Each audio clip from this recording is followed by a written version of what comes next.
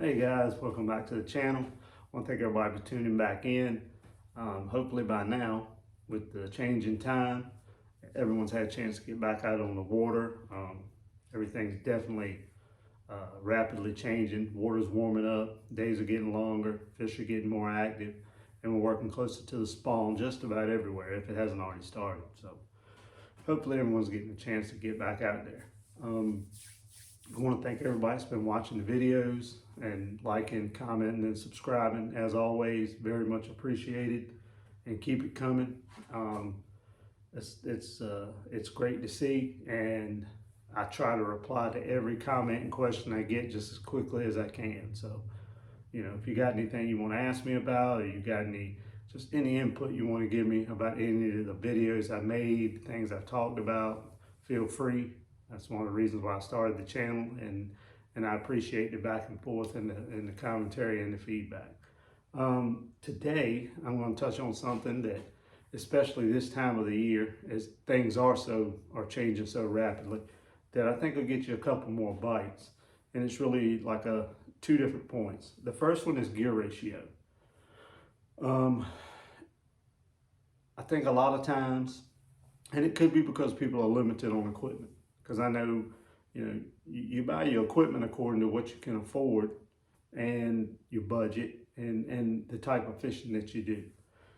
One of the things I think that often gets overlooked is the gear ratio on the reels that you're fishing with, especially when it comes to your bait casters.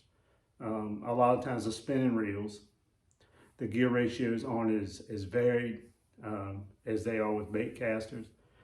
So it's easier to just buy what you can afford, and sometimes you just buy one rod or one reel, I should say, that will cover a lot of different baits or techniques for you, and I get that. I'm just gonna tell you the things that I've seen as far as gear ratio that have helped me. And then I'll go into the second point.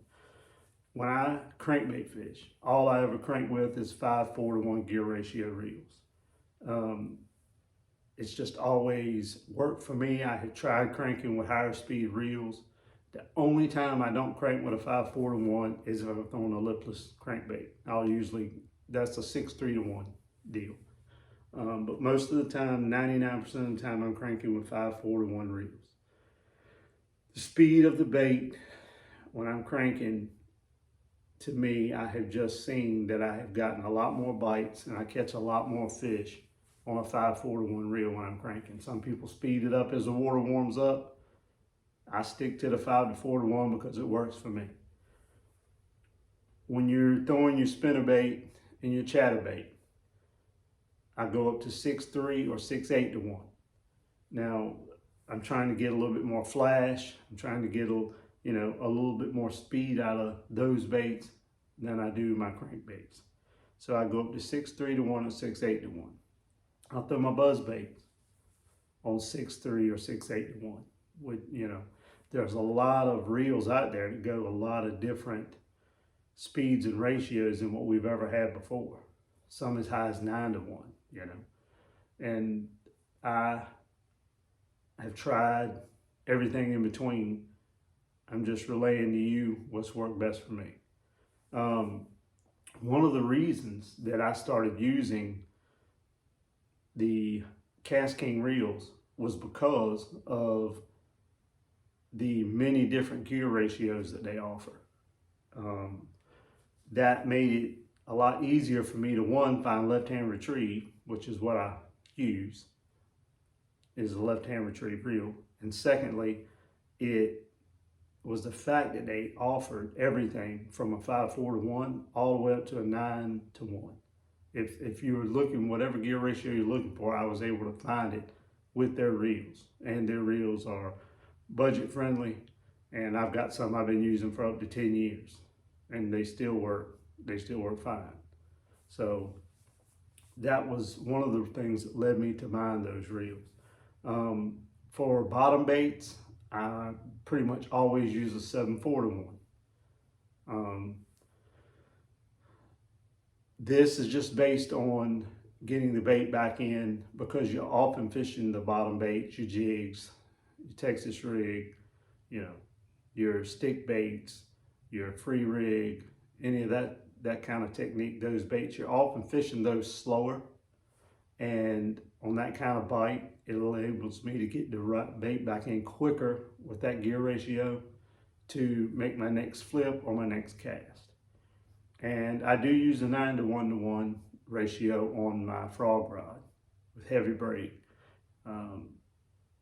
You're throwing around a lot of heavy cover, pads, grass, and I just like to be able to make the cast, work the bait, and quickly get it back to me if I miss a bite or if I want to get it back in there. So those are the gear ratios I use. And if you're fishing a pond, if you're a pond fisherman, you're a bank fisherman, I would say either a 5-4-to-1 or 6-3 or 6-8-to-1 would cover just about everything. You could probably do just about anything with that gear ratio reel. So that's just some things to keep in mind as you're choosing equipment for the different technique, bait, and the kind of fishing you're doing. I also know if you're in a kayak, I've never personally fished out of a kayak, but I understand you probably are limited on space and how you transport your rods and your equipment around. So you're going to have to take in consideration things that someone with a boat or someone who walks the bank doesn't have to. So that'll play in your decision too. The second thing, and I think is the most important thing, especially right now, but really any time of the year, and I know this is overlooked because for years I overlooked it. Because of the kind of fishing I do, I throw a lot of moving baits. And you can see that from some of the on the water videos that I've made now. So one of the things that I think really gets overlooked a lot is varying your retrieve. Don't just be one of those people like I was for years, I was for long, that you just chunk it and wind it back in. Impart as much action as you can into your bait. One of the things you really notice when you start videoing yourself on the water, and this is something to keep in mind, it's not just to make video, it's not just to make content for a channel like I'm doing, because that's what I wanted to do and that was my intention. But you see your habits and your things that you do that you don't really realize you do. Since I started doing this, so much of the on-water recording I've done, some of it's on the channel, some of it isn't. Some of it I just record to watch my habits and the things I do when I'm fishing.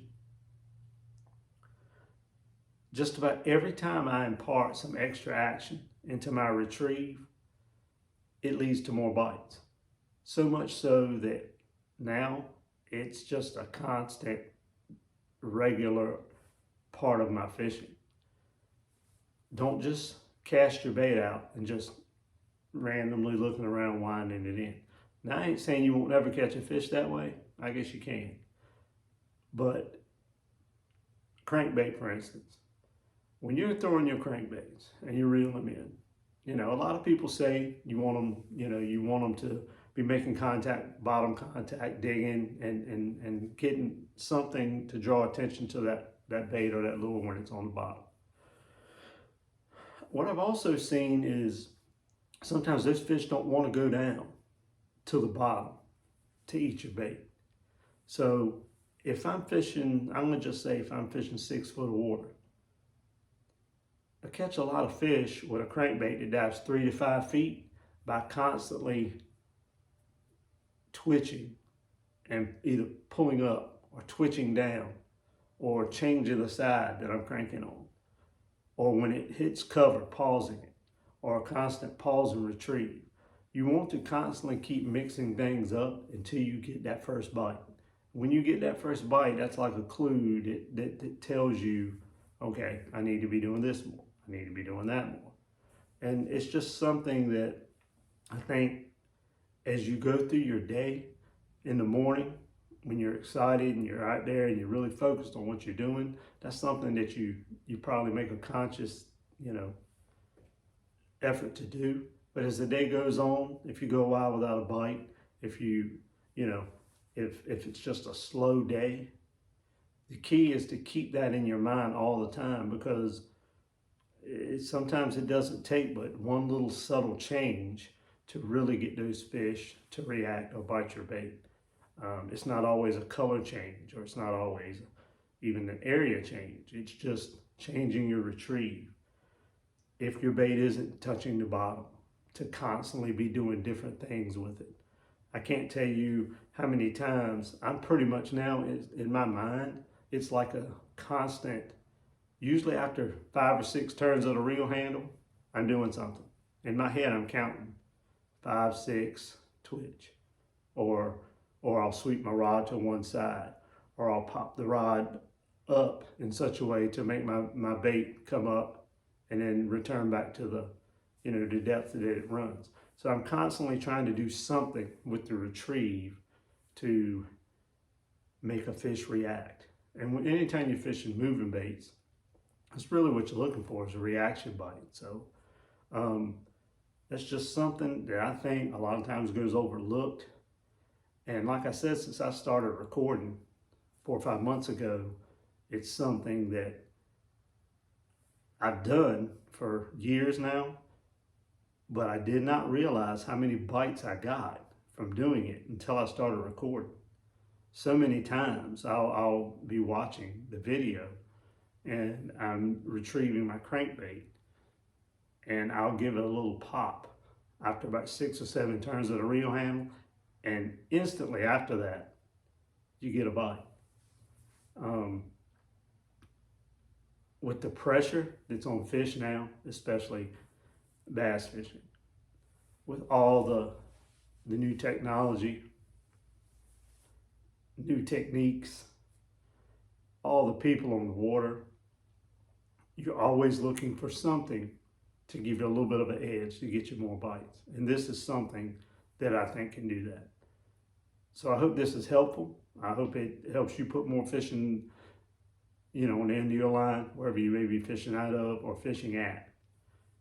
I want to thank everybody for watching. And again, thanks for supporting the channel. Man, I really appreciate it. I'm going to keep the videos coming. And if you ever have any suggestions, something you'd like to see, something I've talked about that you want me to go into more detail and more depth with, feel free, okay? Just shoot me a message, reply with a comment on one of the videos. Some guys have done that already, and we've had little conversations back and forth through the comment section about particular baits or things I've talked about. So if you got any questions about anything, always feel free to ask, okay? I hope everyone has a great day, and get out there and everybody catch some fish, and I'll see you guys on the next video. Thank you.